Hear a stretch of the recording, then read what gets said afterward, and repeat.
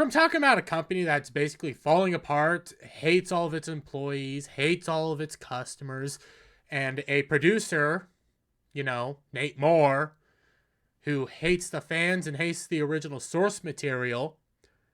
Let's talk about something that's a little bit interesting and massive undertaking for WB. DC Studios co-chairman James Gunn confirms DC Universe will connect video games to live-action films, shows, and cartoons. Okay. You could possibly do this. I don't know. This is going to be interesting.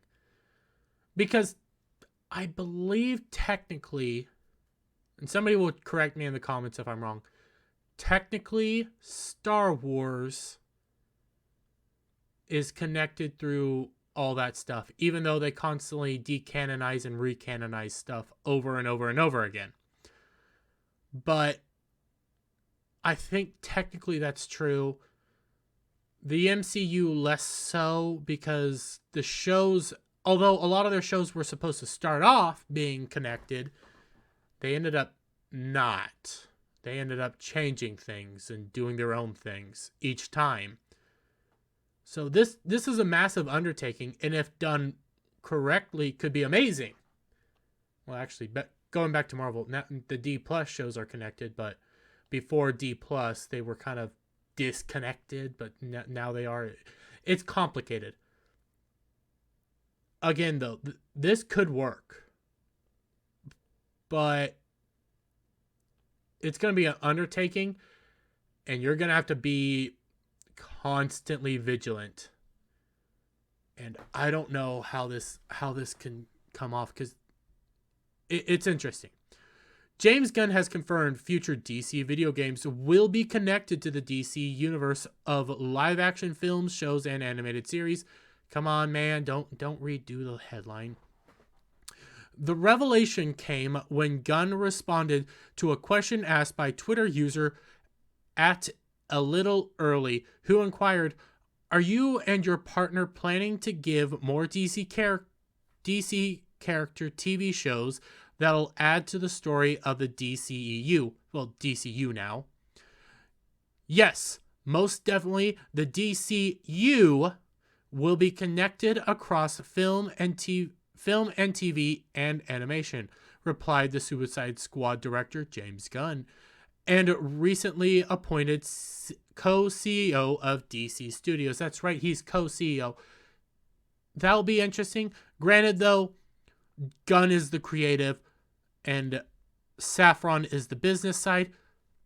This will still be interesting. I'm curious where they're going with all this. The response provided by Gunn prompted at the rabid Opomus? Possum? The rabid possum? I guess it's possum. That's opossum. Never mind. To ask whether there were also plans to connect the DCU to upcoming DC video games. That just seems a little too on the nose. To which the Guardians of the Galaxy director, James Gunn, replied with a I can't say that word. Yes. He said yes. Excuse me. I'm curious how this works. I am just completely curious how you're going to do this. Excuse me. Because video games are very different than movies. Shows are different than movies and video games. Everything's different here. These are different formats, different styles. You can do a whole lot more in animation than you can do on film and TV shows, but even in animation, it becomes a little bit more costly. Video games, though, is a massive medium, and getting into that and doing it correctly and not ticking off fans and people, you could be raking in dough, hand over fist. But how do you do a story that connects that to the DCU? Unless all these shows and stuff are going to be more connected with smaller characters, maybe a Booster Gold game, maybe. I'm really curious because it all centers around Superman. That's one of the main things they want to center it around is Superman. So what? I'm so curious here. I want to know how this is going to work. Warner Bros. Discovery CEO David Zaslav has stated that the company's plan was to create a Bible, which again should be coming out here in a couple months, for the DC universe to remain consistent across live action film, TV, animation, games, and more. That games part, that I want to know. Give me more, James Gunn. I love talking about Warner Brothers, but they're being so... Their answers when it comes to the DC content and what's coming has consistently been yes, no, maybe, stuff of that line. Give me more. Give me something I can chew on. Give me this Bible already. I think I have to wait another month before the Bible is finished and we can kind of see what they're doing. A hugely undervalued asset. Disney did a wonderful... hugely undervalued asset. Disney did a wonderful job with Marvel, but if you, well, they started to, but now they've gone off a cliff. But if you looked at Marvel and DC 10 years ago, you would have said DC is good or better. But Marvel is a connected universe. It has a Bible, said Zaslav during a keynote conversation at the RBC media conference. Yeah, 10 years ago, that would have been 2012. I should have done this research. I don't remember. Was Man of Steel coming out in 2012, or was that still during the Dark Knight series? But I think 10 years ago, Marvel was in a much better position than DC. DC had some good stuff back then. You know, you had the Dark Knight trilogy. You had some good animation here and there, but Marvel was starting to really ramp up in its phases. But 2012, I'm going off a bunch of my stuff from memory. I don't remember what was going on back then. I should have done some lookup. But yeah, he is right. Marvel did something cool. Marvel did something that nobody ever did before. People wanted to do stuff like this before, but Marvel succeeded where others failed with this massive connected universe. But now it's crumbling apart. Now is the time for DC to step in and take over as the top dog. This is DC's time. Just do it right. Pay tribute to the fans. Make them know that this is all for you. You guys are what's pushing this. Make the fans your center. Listen to the fans. Don't listen to all of us all the time. You guys are going to have probably some better ideas than we do. Hell, James Gunn, quite literally, James Gunn is a freaking genius when it comes to character development. He can make a movie utilizing characters that we don't even really care about. We don't even know. Could be some F-rated team. James Gunn can come out, take that character, and make people want to buy toys of it. Make people fall in love with it. For all we know, James Gunn can take Booster Gold as an example and turn Booster Gold into some top-selling IP.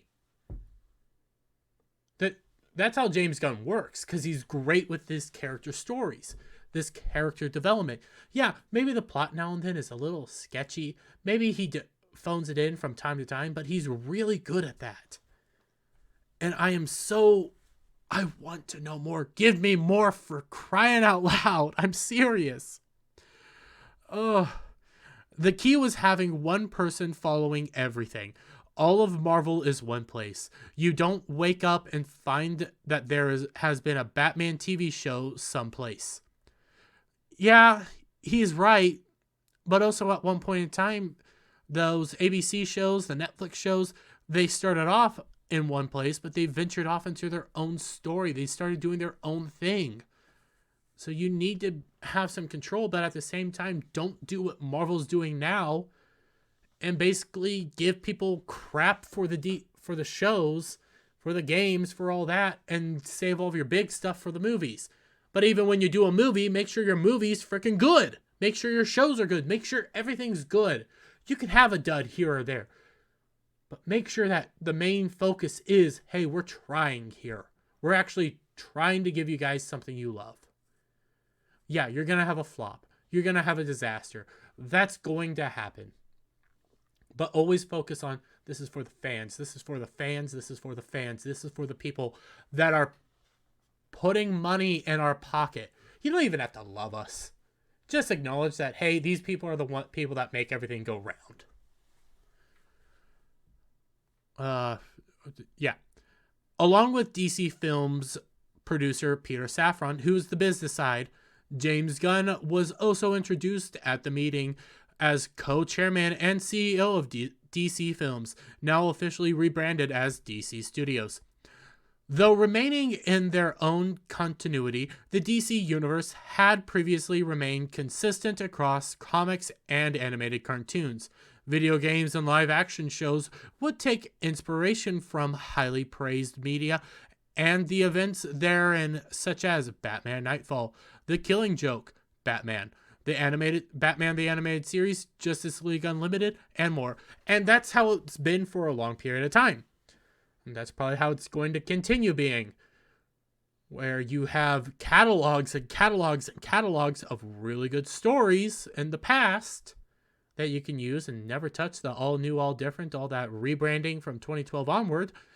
Just do what you use all those old stories from the past. You have countless old stories, countless old team-ups, countless characters to draw inspiration from.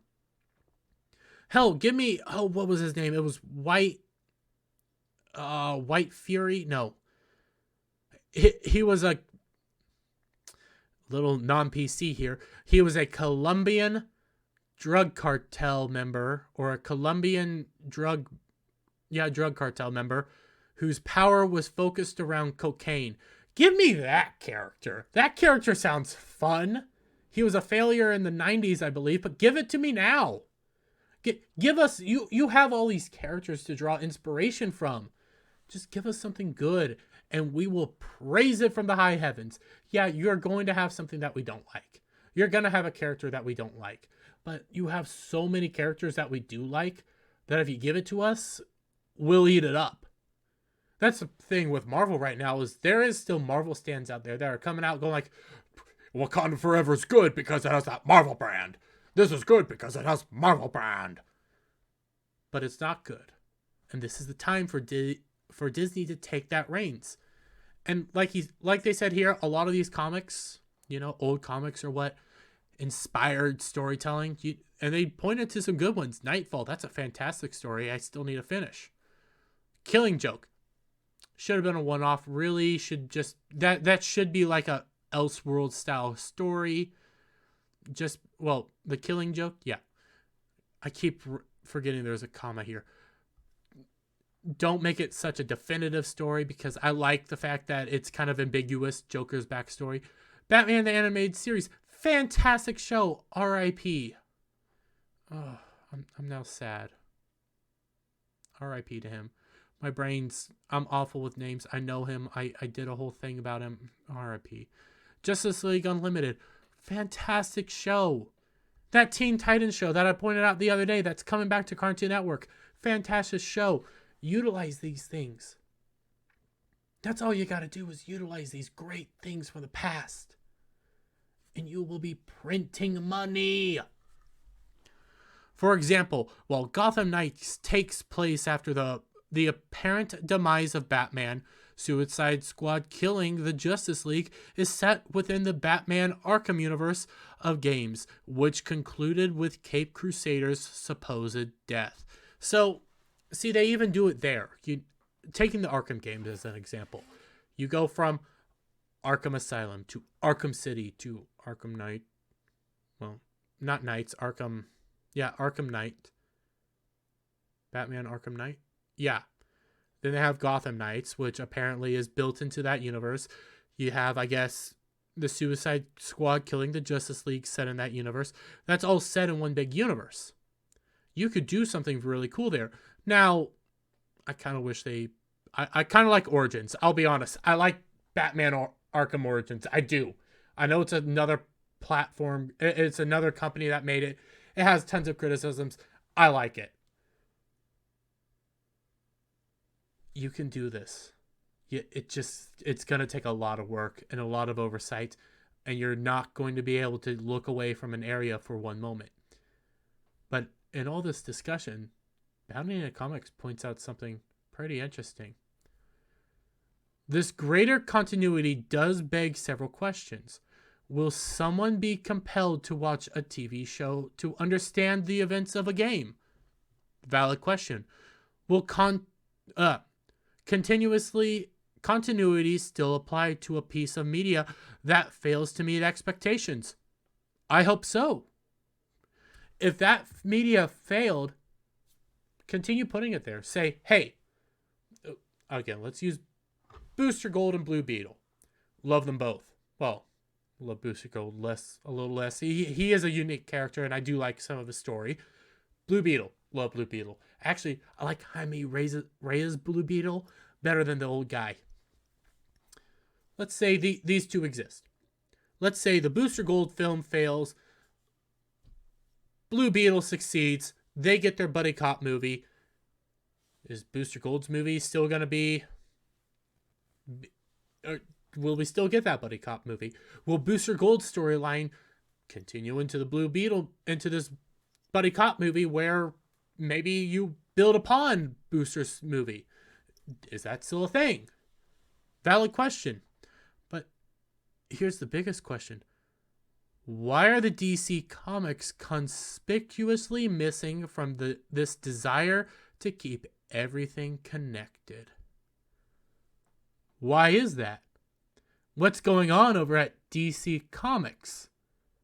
Because remember, the comic books have been struggling themselves. The only thing that's really surviving over at the comic books is maybe a Batman title here or there. So what's going on over in the comics? I need to look into that. So with that, guys, give me your thoughts down in the comments below. If you liked the video, give it a thumbs up. Share it out with all your friends. Hit that subscribe button. Hit that notification bell for every time I put out a new video and go live. And I'll see you on the next one. Bye for now.